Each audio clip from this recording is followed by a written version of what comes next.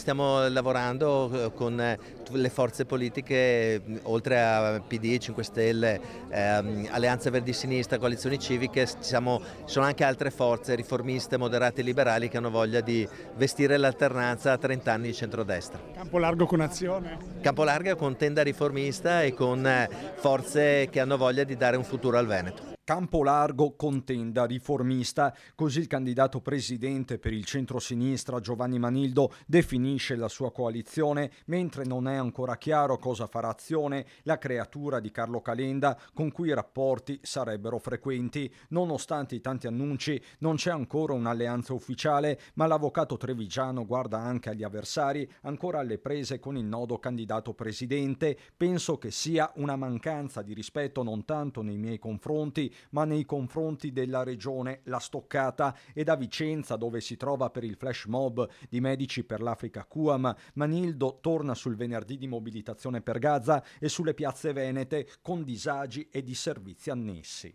Sono stati disagi assolutamente contenuti in rapporto al tema fondamentale che è svegliare le nostre coscienze. L'adesione popolare spinge poi la politica a trovare soluzioni. Penso che l'indignazione popolare sia stata una sveglia fondamentale. Saluto anche con favore il fatto che finalmente siano iniziate delle trattative di pace, ci vuole una soluzione politica. Il movimento, l'indignazione popolare è stata sicuramente una sveglia.